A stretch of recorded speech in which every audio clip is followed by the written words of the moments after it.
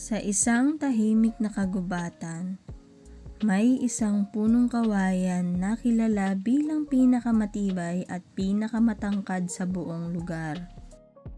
Sa lilim nito, nakatira ang maraming hayop. May pagong na mabagal ngunit mapag-isip at maya na maliit ngunit mabilis at madaldal. Araw-araw, ipinagmamalaki ni Maya ang kanyang kakayahang lumipad ng mataas at makarating kahit saan. Madalas niyang tuksuhin si Pagong. Pagong, kahit isang buong araw ka pang gumapang, di mo pa rin maaabot ang tuktok ng punong kawayan. Tawa ni Maya. Ngumiti lamang si Pagong at hindi sumagot. Alam niyang hindi lahat ng lakas ay nasusukat sa bilis. Isang araw, dumating ang isang malakas na bagyo. Umalulong ang hangin at bumuhos ang ulan. Ang ibang punong kahoy ay nabuwal dahil sa tigas nilang lumaban sa hangin. Si Maya ay nagpanik at hindi malaman kung saan pupunta.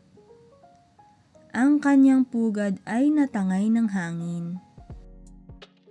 Samantala, si Pagong naman ay dahan-dahang gumapang papunta sa ilalim ng punong kawayan.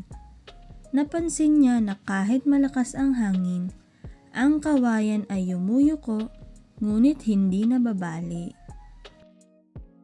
"Maya!" sigaw ni Pagong. "Dito ka! Sa ilalim ng kawayan, ligtas dito." Walang pagpipilian si Maya, kaya lumipad siya pababa. Sa ilalim ng kawayan, pareho silang ligtas hanggang humupa ang bagyo. Pagkatapos ng unos, napansin ni Maya na maraming punong matataas ang naputol. Ngunit ang punong kawayan ay nakatayo pa rin. Lumapit si Maya kay Pagong at mahiyain niyang sinabi, "Pagong, mali ako. Hindi pala sapat ang bilis at yabang. Mas mahalaga pala ang pagiging maingat at marunong umangkop." Ngumiti si Pagong at sumagot, "Lahat tayo may kanya-kanyang lakas. Ang mahalaga, marunong tayong gumamit nito sa tamang paraan." Mula noon, hindi na muling nangutya si Maya. Natutunan niyang makinig, magpakumbaba at pahalagahan ang karunungan ng iba. Aral ng kwento: hindi lahat ng malakas ay palaban, at hindi lahat ng mabilis ay matalino.